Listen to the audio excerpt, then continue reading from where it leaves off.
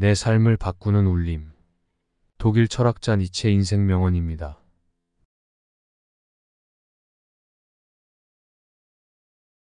개성을 가진 인간은 언제나 되풀이되는 전형적인 체험을 갖는다.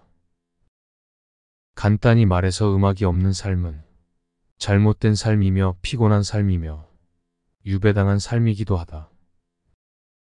강한 신앙을 동경하는 것은 강한 신앙의 증거가 아니라 그 반대이다. 사람이 강한 신앙을 지닌다면 그 사람은 회의론의 사치에 빠질 수 있다. 겉모습이란 진실인 척하는 것이다. 결혼, 그것은 하나를 만들려고 하는 두 사람의 의지다. 단지 그 하나를 이루려는 것은 두 개 이상의 것이다. 이와 같은 의지를 의지하는 자로서 서로의 공경을 같이 치러주는 것을 나는 결혼이라 부른다. 결혼 생활은 긴 대화이다. 결혼하기 전 당신 자신에게 다음과 같은 질문을 해보라. 즉, 나는 이 여자와 늙어서도 여전히 대화를 잘 나눌 수 있을까?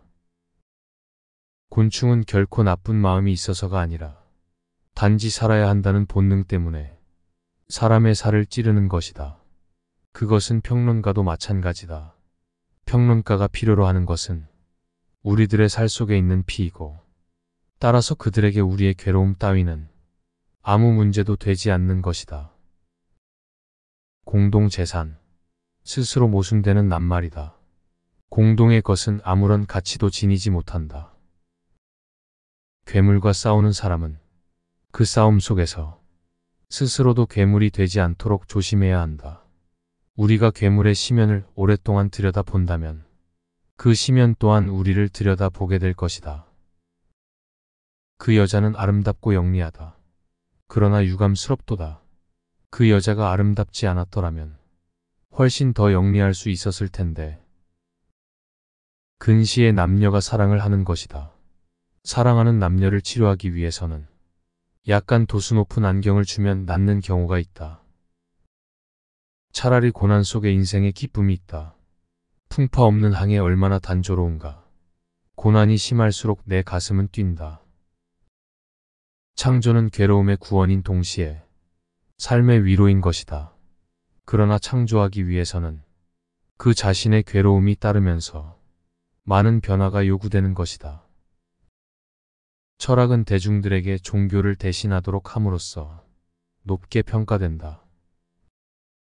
초인이란 필요한 일을 견디어 나아갈 뿐 아니라 고난을 사랑하는 사람이다. 친구된 자는 마땅히 추철과 침묵에 숙달해야 한다. 침묵을 당하는 모든 진실은 독이 된다. 필연적인 것은 단지 참고 견디는 것이 아니라, 더구나 그것을 감싸주는 것이 아니라 사랑하는 것이다. 하루의 생활을 다음과 같이 시작하면 좋을 것이다. 즉, 눈을 떴을 때 오늘 단 한 사람에게라도 좋으니 그가 기뻐할 만한 무슨 일을 할 수 없을까 생각하라. 훌륭한 사람이 저지르는 잘못은 존경할 만한 가치가 있다. 그것이야말로 하찮은 사람의 진실보다도 더 유익하기 때문이다. 훌륭한 친구를 가진 사람은 반드시 훌륭한 아내를 얻을 것이다. 훌륭한 결혼이라는 것은 우위의 재능에 달린 것이기 때문이다. 나는 운명이다. 내가 보기에 철학은 모든 것을 위험에 빠뜨리는 무시무시한 폭탄이다. 내가 항상 그렇게 들어왔고 지금까지 그렇게 행해왔듯이 철학을 한다는 것은 얼음 덮인 산 꼭대기 위에서 기꺼이 살아가는 것이다. 내연 관계는 결혼 제도 때문에 타락된 개념이 되고 말았다. 너는 안이하게 살고자 하는가? 그렇다면 항상 군중 속에 머물러 있으라. 그리고 군중에 섞여 너 자신을 잃어버려라. 너의 양심은 무엇을 알리고 있는가? 본래의 너 자신이 되라.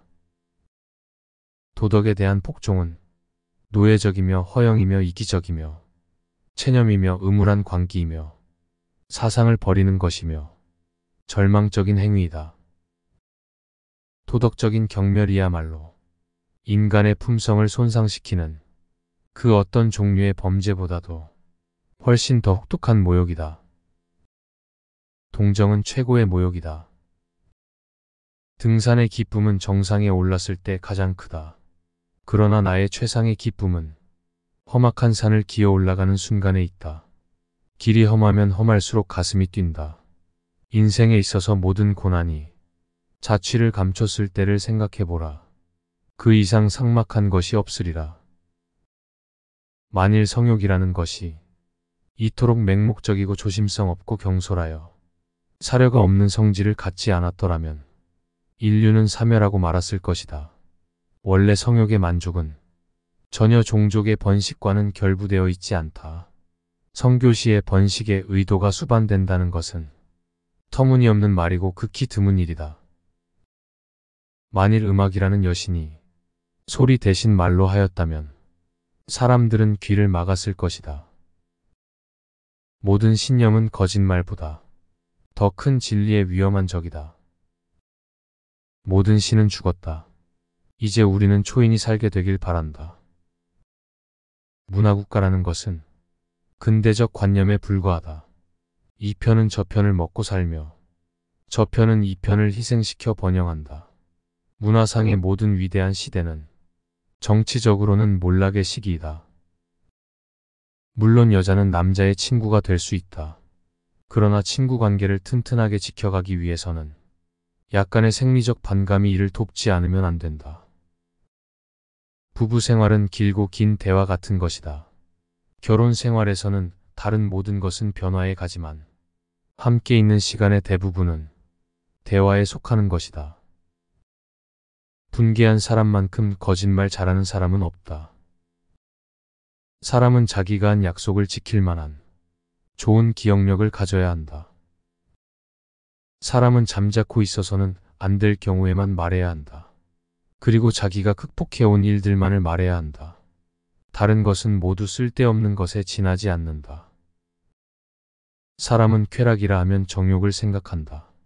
감각이라 하면서 육감성을 생각한다. 육체라고 하면서 아랫배를 생각한다. 그래서 이 세 가지 좋은 것 때문에 명예를 빼앗기고 만다. 사람의 가치는 타인과의 관계로서만 측정될 수 있다. 사람의 마음에 사랑이 흐를 때 나쁜 일을 하지 않으며 복종이나 덕이 따를 수 없는 그 이상의 것을 해낸다. 사랑에는 항상 약간의 광기가 섞여 있다. 그러나 또한 그 속에서도 항상 약간의 제정신도 있는 것이다. 사랑을 하고 있을 때 사람들은 다른 어떤 때보다도 훨씬 더 잘 견디어낸다. 즉, 사랑이라는 이름으로 모든 것을 감수하는 것이다. 사랑이 두려운 것은 사랑이 깨지는 것보다도 사랑이 변하는 것이다. 선에도 강하고 악에도 강한 것이 가장 강력한 힘이다. 세상에는 우리의 침울한 두 눈으로 발견할 수 있는 이상의 행복이 있는 법이다. 순결을 지키기 힘든 자에게는 순결을 버리게 하라. 억지로 순결을 지키게 함으로써 그 순결이 지옥의 길을 향하게 하고 영혼의 진흙과 음욕의 길로 변하고 마는 것보다는 오히려 그 편이 낫다. 쓰잘데없는 것, 독일적인 것. 신이 존재한다는 것은 불가해하다. 그리고 또한 신이 존재하지 않는다는 것도 불가해하다. 심지어 우리들 중에서 가장 용기 있는 사람조차도 자신이 정말로 알고 있는 용기가 뭔지 알지 못한다. 아무것도 버릴 수 없는 자는 아무것도 느낄 수 없다. 아침에 눈을 뜨면 무엇보다도 먼저 오늘은 한 사람에게만이라도 기쁨을 주어야겠다는 생각으로 하루를 시작하라. 알맞은 정도라면 소유는 인간을 자유롭게 한다. 도를 넘어서면 소유가 주인이 되고 소유하는 자가 노예가 된다. 어느 정도 깊이 괴로워하느냐 하는 것이 거의 인간의 위치를 결정한다. 언젠간 알기를 배우려는 사람은 우선 서고, 걷고, 달리고, 오르고, 춤추는 것을 배워야 한다. 사람은 곧바로 날 수는 없다. 얼마만큼 깊이 고뇌할 수 있는가가 인간의 위치를 결정짓는다. 여성은 남성보다 아이들을 더 많이 이해하지만 남성은 여성보다도 더 어린 아이 같다. 연애에서 맺어지는 소위 연애 결혼은 오류를 그 아버지로 하고 욕망을 그 어머니로 한다. 오늘 가장 좋게 웃는 자는 역시 최후에도 웃을 것이다. 오직 창조한 사람들만이 사라지게 할 수 있다. 온건파로 치닫지 않는 생각이 세상을 주도한다. 용기는 사람을 죽이지 않고 더욱 강하게 만든다. 우리는 소에게서 배워야 할 일이 한 가지 있다. 즉 그것은 반추하는 것이다. 우리의 운명은 우리가 아직 그것의 본성을 배우기 전부터도 우리에게 영향력을 구사한다. 우리의 오늘의 규칙을 폐기하는 것은 우리의 미래이다. 우리의 육체에서 가장 천한 부분은 성기이다. 또한 인간이 스스로를 신이라 생각하는데 가장 장애가 되는 것도 바로 이 성기이다. 우리 중 가장 용기 있는 사람마저도 자신이 아는 것을 행동에 옮기는 용기는 거의 가지고 있지 못하다. 운명아 비켜라. 용기 있게 내가 간다. 웃음이 없는 진리는 진리가 아니다. 위대한 것은 방향을 결정하는 것이다. 위대한 인간이란 역경을 극복할 줄 아는 동시에 그 역경을 사랑할 줄 아는 사람이다. 위대함은 과연 어디서 오는가? 어떤 사람이 위대한가? 사람들이 어째서 그를 위대하다고 하는가? 무엇이 그를 위대하게 보이게 하는가? 그것은 자기 자신에 대한 성실함을 그가 일생 동안 변함없이 보여주었기 때문이다. 그것이 그를 위대하게 만들었으며 위대하게 보이게 하는 것이다. 육체적 욕망은 사랑보다 더 빨리 커지는 것이다. 이 세상에서 가장 손상받기 쉬운 반면 정복되기 어려운 것은 인간의 허영심이다. 아니 인간의 허영심은 손상받았을 때 오히려 힘이 커져서 어이없을 정도로 크게 부푸는 것이다. 인간만이 이 세상에서 깊이 괴로워한다. 그러므로 인간은 웃음을 발명하지 않을 수 없었다.